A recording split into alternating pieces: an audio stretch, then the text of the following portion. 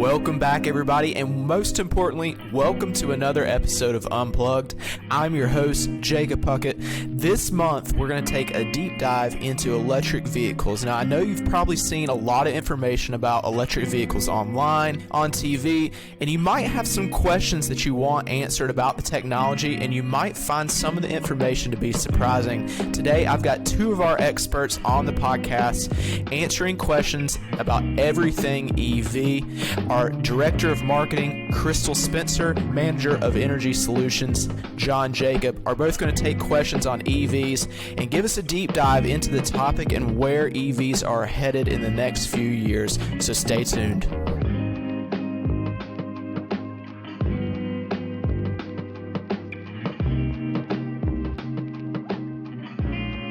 All right, I'm here with John and Crystal today to join us to talk about everything EV. We're going to dive right into this podcast and see if we can get as much information in a few minutes to give everybody all the answers to all the questions they want. Crystal, let's start first with, and I feel like this might be an opinion more than a fact, but I guess the EV market started off sort of slow. It was like turning on a light switch with a dimmer setting on it. And then now we're seeing a lot of the market explode, both with cars that are popping up in the market that are for sale or they're in prototype and production right now, and a lot of interest in it. What do you think triggered kind of that slow approach to EVs? Well, you are correct that from maybe 2011 until 2017, it was a very slow increase of sales in the U.S. for EVs. But in 2018, there was about an 85% increase in sales. And that was for a very specific reason. That was the launch of the Tesla Model 3. Okay, since then, sales have been steady, maybe a little decline in 2019, and we know how 2020's gone as well. So that's a little bit of an oddity. So it appears that really the growth of these EV sales is related to the models that are being released and the new technology that's being released. So the larger batteries and having vehicles that really meet people's needs. So I think that if our manufacturers follow through on some of the promises they have for new vehicles in 2021, that what we're going to see is a really big year for EVs, because Ford is planning to launch their Mustang. We're also going to be seeing several trucks, which is going to be great for our area, with the Ford F-150 and the Rivian truck coming out. And I know you were pretty excited too about the Jeep coming out as a hybrid. So I think that if we see those models come out in 2021, it's going to be a big year. I was pumped about that. I mean, for people who are listening to the podcast, I'm a Jeep junkie. I've always been a Jeep fan. Jeep fanboy is what I call myself. And I think what's incredible is to see a lot of people wanting these souped up versions of Jeeps. They don't realize that maybe the electric version of a Jeep Wrangler offers more torque and offers really easier maneuverability on those rocks just based on how it's designed. John, do you want to hop in on how, as more trucks come out, more SUVs come out, it's going to be a completely different segment that we're reaching to with EVs and hybrids as a whole? Because, you couldn't take some of the cars initially, off-roading or anything like that, but now that some of that technology is getting out there, what are the advantages in that situation of having a plug-in hybrid or maybe an electric setting that you could take when you need that extra push? Yeah, it made me think of what Crystal was saying about the Model 3 coming to market and that just driving some really explosive growth because it was a desirable vehicle. And, the lower end model, the price point was around $40,000, $45,000. So it's starting to come in line with the cost of other comparable non-electric vehicles, and it's a desirable vehicle. Well, now we have the Tesla Cybertruck, the Rivian, and there's a combo from Nikola and GM called the Badger coming to market, as well as the Youngstown truck. So now we have some really attractive trucks and SUVs. And those vehicles are already, gas versions. The price point is still $50,000 to $70,000 for a really well-equipped vehicle. So now we have all electric versions of those cars, trucks, and SUVs coming to market, and the price point is going to be comparable. So I think we're going to see some more continued growth, especially in the truck and SUV segment. And then to your point, if you are an active outdoorsy person with a lifestyle that is camping, kayaking, going to do all these types of adventure sports, maybe it does make sense for you to have a hybrid like the Nikola and GM or the F-150 that you can have the benefit of the electric vehicles, lower fuel costs, convenience, less maintenance, but still be able to ride out a long weekend or a week in the outdoors without concerns about running out of battery. And I think that's a key point. I know one of the calling cards that the F-150, they put out that big marketing video initially, they showed it towing, I think it was an entire train. And we're talking about how, with the battery and no internal combustion engine, it was easier to pull that kind of weight with those increased horsepower. So it's kind of awesome to see a lot of people maybe not think of EVs in that way, but now they have a lot of power behind them. And some of these are the most powerful models coming out. Like Crystal and I were discussing last week, the PHEV, the plug-in hybrid Wrangler is the highest horsepower Wrangler that's ever been produced out of the factory from Jeep. So really interesting market shift. And Crystal, do you think the market shift is just purely because people are ready to have an EV, but they're just looking for the right EV? I feel like a lot of people get attached to their cars and maybe they just don't want to leave a certain segment. Some people are very dedicated to having an SUV or a truck on hand, and they might be thinking, I want an EV, but it's got to be this if we're going to do it. I definitely think you're right there. I think that more and more people are looking for a way that they as an individual can positively impact the environment. They want to reduce their carbon footprint. There's some that are attracted to the idea of reducing their fuel cost and reducing their maintenance cost. And speaking of maintenance costs, just the sheer convenience of not having to take time off to go to your dealership for regular oil changes is very appealing in today's busy world. So there's lots of things that are driving people that way, but they have to have a certain functionality. A small family wants that small SUV so that they can take their kids and their kids' friends to their soccer game. Maybe they can't fit in a smaller car. Someone wants their Jeep for their off-roading. Someone else needs towing capacity on a truck. So that model that meets their functional needs has to be there first. And then I think that all of their other desires are going to come into play with an EV. And you hit an important point there I want to touch on since we're talking about EVs, maintenance. John, I've heard a lot of misconceptions about maintenance, that it's super comparable. And I know that's up for a lot of personal debate, but really the cost you could save maintenance-wise from an EV is a lot less than a normal gas internal combustion engine, right? Yeah, it's 100% accurate. You have next to no moving parts in an EV. You have the brushless motors, and that's pretty much it. You're not going to be changing fluids. There's no oil changes. Your brakes are basically regenerative, so they're not going to need to be replaced as often as the brake pads on a typical gas-powered vehicle. And just from experience speaking to some of the EV drivers during National Drive Electric Week, they talk about how it's kind of like they can't believe it. They've had the vehicle 2 years, 3 years, and they've done nothing for it, and they feel like I'm doing something wrong, but they're not. It's just extraordinarily convenient not to have to, go down a checklist and make sure you've not gone 3,000 miles since the last oil change.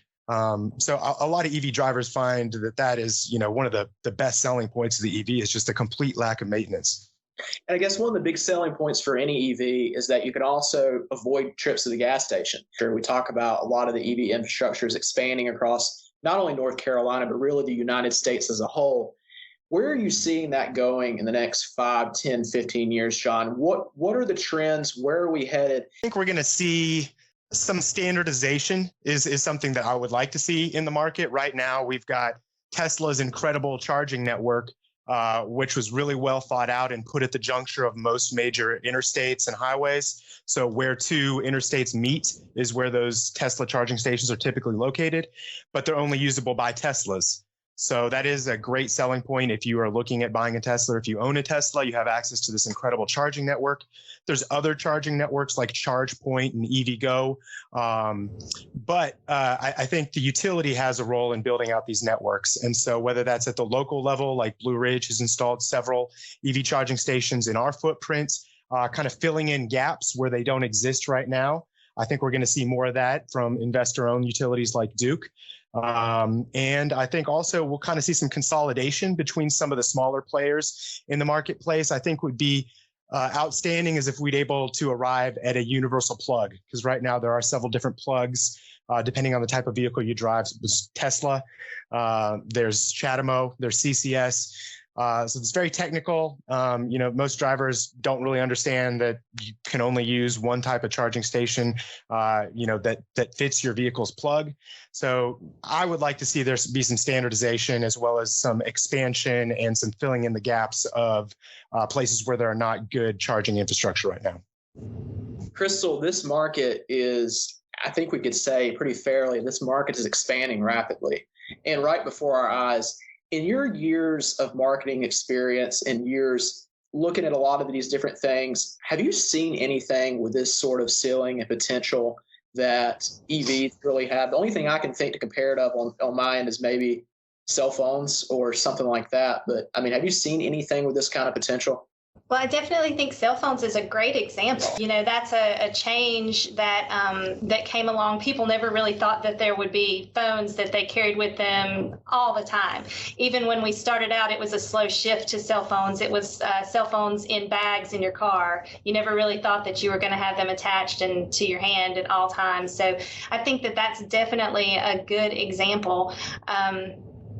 GPS in cars as well, maybe another good example of that. Now it's expected that you're going to have a navigational unit built into your car.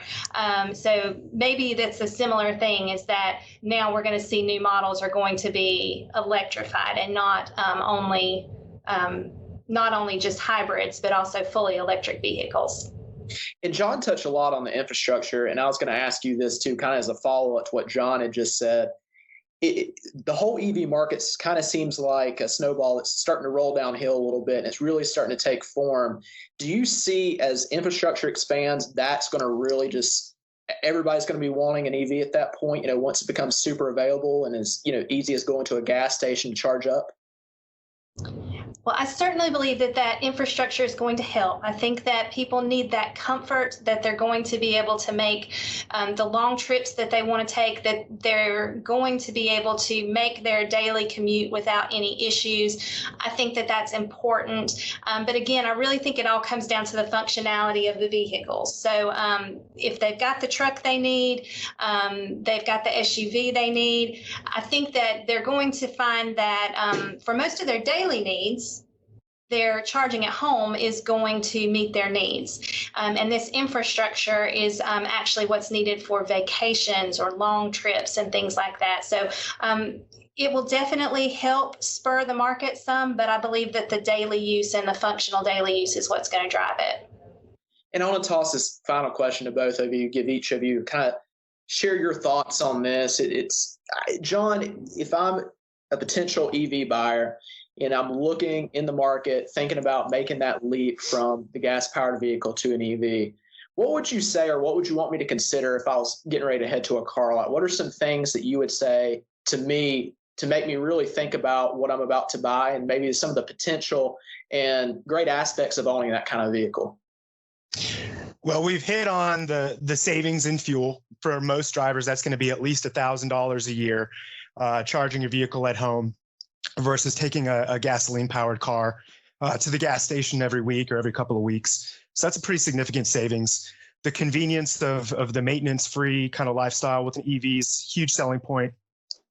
But just to kind of add to what Crystal's saying, it's not often that we take these longer trips. It's a vacation or it's a business trip. So it's not an all-the-time thing. But when you're out there shopping in the lot, I think most people's number one consideration needs to be that battery range. How many miles can you realistically expect to go on a single charge with that vehicle? And then you can kind of mitigate some of these other considerations. It does take 45 minutes, even at a fast charger, to fully charge your vehicle. So you got to plan a little bit. Basically, you get all these great advantages in fuel savings, convenience, the performance of the vehicles, the instant torque. All those things are great, but you can mitigate the one significant drawback with a little bit of planning. And it's the confluence of technologies Crystal's talking about. We all carry cell phones now. We all have GPS now. It's a quick little search. Hey, where's the nearest fast charger? And can I plan a stop there where I can eat something or just stretch my legs, walk down to a park or something? It's about kind of building the EV into your lifestyle. And it's really, we're reaching a point where it's really easy to do that with, minor or no inconveniences at all. But I do think that number one consideration should probably be the size of the battery and the range you can expect with the vehicle. That'll help you pick the vehicle that suits your lifestyle. John's absolutely right there. And I think that one of the conversations that we recently had with an EV owner, they talked about making a log of just what you normally drive. What mileage do you actually drive in a week? And because sometimes we overestimate that. But if you were carefully logging your mileage, you'll find that you can probably cover that very easily with an EV. And having that knowledge with you as you go would help you determine if an EV is right for you. A test drive in an EV is the way that an EV is going to be sold. So it's important for dealerships to have those on the lot where people can take a ride. I know we put employees in our EV and let them take a test drive, and we actually recorded those, and those reactions were amazing. They were completely sold on an EV. Even some guys who are real car guys found that they were big EV fans after they had a chance to ride in a car. Well, John and Crystal, thank you for taking the time today to talk about EVs.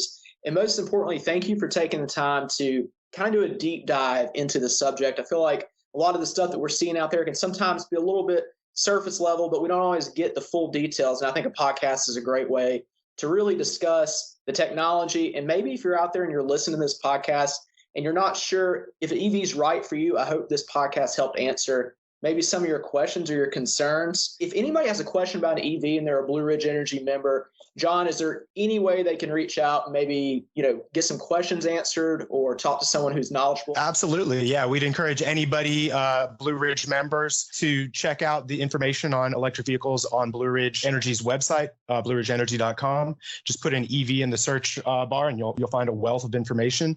And then if you'd like to go a little deeper or ask some more questions, please email or reach out to myself or my colleague, Susan Greer. We've spent the last 4 years kind of becoming the EV experts at Blue Ridge, and so we'd be happy to answer any questions our members have about them. Thank you for tuning in to another episode of Unplugged. If you haven't already, hit that subscribe button. If you hit the subscribe button, you won't have to find these episodes or search for these episodes every month. They'll download straight to your device and you'll get an alert on your phone, your tablet, whatever you're listening on, or your desktop that lets you know that a new episode is available. So hit that subscribe button and thank you for listening.